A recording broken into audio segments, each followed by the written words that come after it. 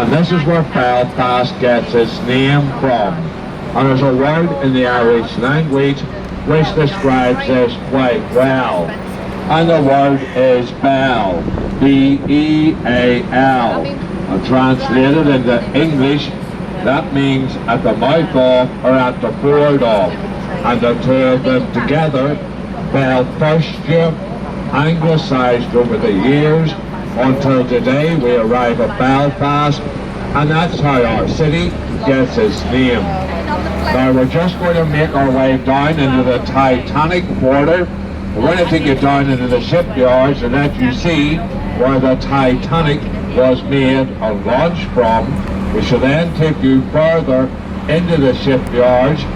We shall then be to the centre and continue on with the rest of our tour out to South.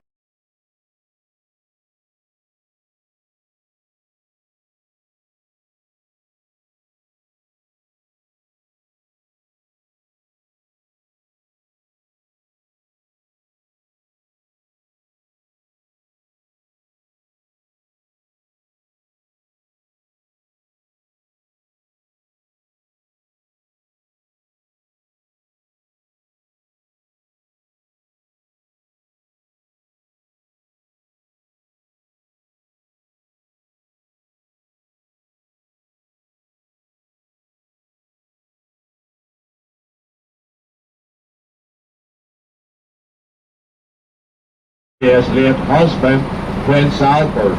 The clock tower originally cost £2,000 to build, but quite recently we had to spend £2 million having the clock tower repinned at 175 feet. You'll see that the clock tower leans by about 4 feet off the perpendicular, and that's because it stands on top of the river Belfast-hop, and the Victorian foundations have been sinking into the ground since construction. You'll see the 1911 crisis. And this is a little pub that my little friend Murphy drinks in. One day, Murphy went in here for a drink and he went missing, and he never came home. And a wee boy stands behind his mummy holding her skirt, and he says, "Mummy, that doesn't sound like Daddy." And she says, "Who wants him back?" That's the Tuesday time. Yeah, right. If you close your eyes, crossing over the Queen Elizabeth Bridge, we're now leaving County Antrim behind us and making our way across into County Down. Now as we make the turn, I want you to look out directly in front of us, and we're going to see the Odyssey Arena. John Dolly Parton. It's also home to our ice hockey team, the Belfast Giants. Recently just spent £9 million having it completely restored, and if you've any interest in the Titanic whatsoever, that little ship to your left, the SS Nomadic, is a must visit while you're here in the city. Directly of 1.5 to 2 hours, on saying that you can easily spend the whole day inside the Titanic Visitor Centre. We will be stopping in hotel, but at one time that used to be the drawing office of Harland and Wolff. It's inside this building around the two concrete slipways, number 3 and number 4. Now, to give you an idea of the size of the Titanic, she was just over 900 feet in length. She was 95 feet wide. She weighed 46,000 tons. She was driven by 3 massive bronze propellers, each propeller 23 feet in diameter, and each propeller weighing just over 5 tons in weight. So it gives you an idea of how big the Titanic actually was. Now we're just going to turn here. Stands at 110 meters tall. If necessary, that's not a problem. If you go to the very far side of the crane, you'll see a big thick yellow bag. and there's actually a lift that takes you up and down the inside of it, and that's how we're going to get you up and down. And that's not just pie in the sky, folks. If you want to up here outside the Titanic Visitor Centre, then you run about 3/4 of a mile to the left-hand side is the George Best City Airport, and anyone flying into the airport or out of the airport looking down into the shipyards will see all the famous ships that were once built here. Probably the two most famous names in Northern Ireland, George Best and the Titanic. One was a disaster, the other one sank. Only kidding you, George, I still love you. One of those big American fridge freezers, but there's something wrong with the washing machine. I'm going to have to get a plumber out to look at the washing machine. I put 6 shirts in the other day, pulled the chain, haven't seen one of them since. Go across to your right hand side in the skyline, you can see the big glass dome that goes around the brand new Victoria shopping centre, and of course up to the top of the glass dome there's a lift. It's free of charge, and on a nice day we do have some very spectacular views overlooking the city. But before, all they had to do was to go into any bar in Belfast and say, right lads, we have a wee job here for you to do. Number one, we could have done it for nothing, and two, we could have done it in the dark, and it would have looked perfectly normal.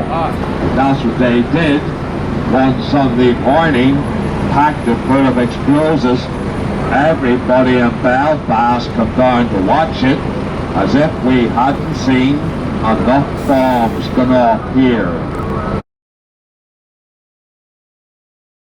I think it would make a great hotel if we ever had members of the royal family or American president staying here, with its glass-proof wall and its bulletproof windows.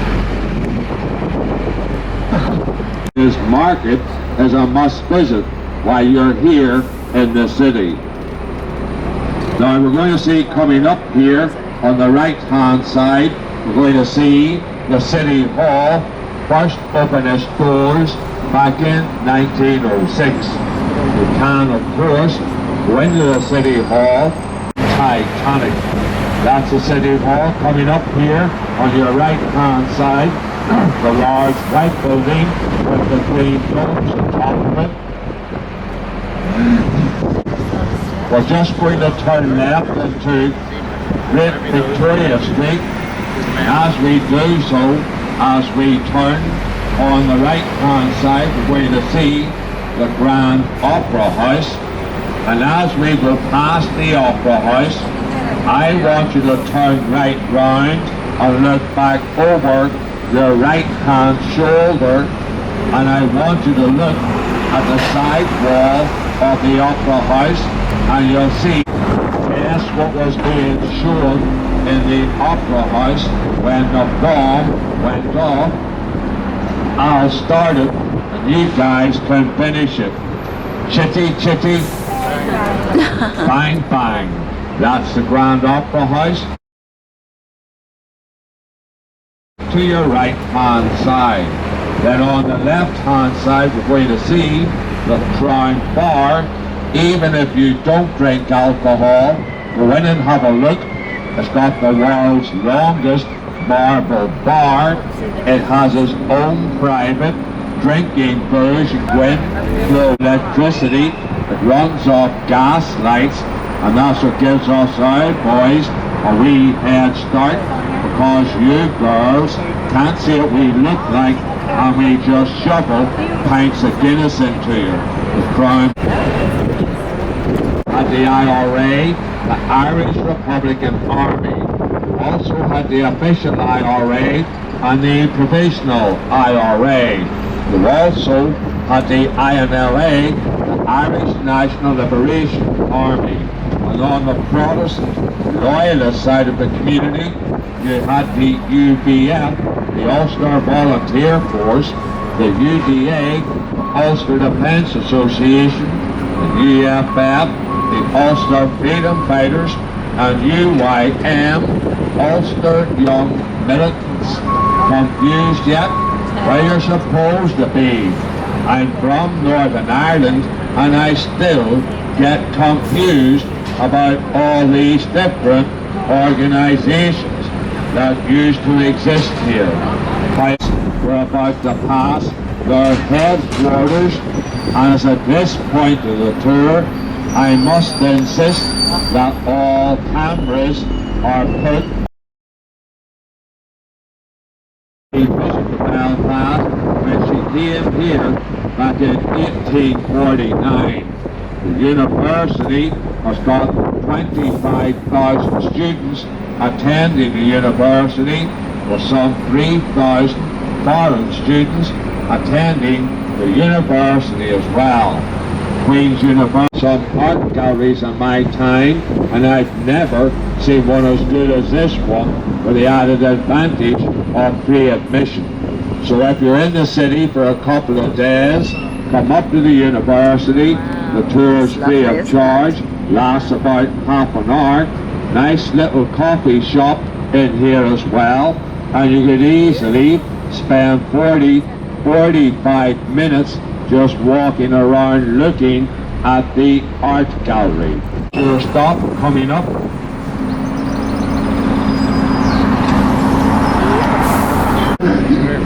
Absolutely trashed England.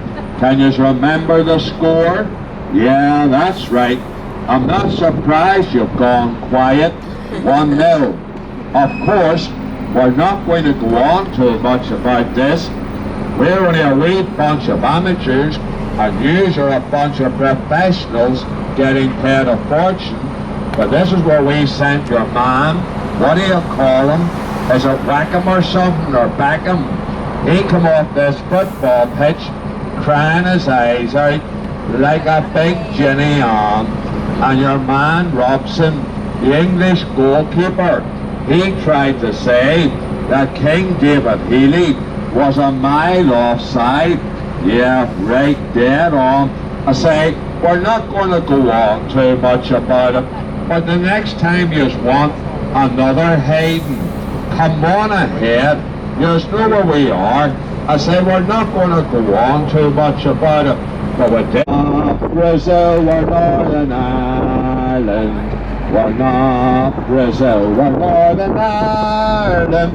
But it's all the same to me.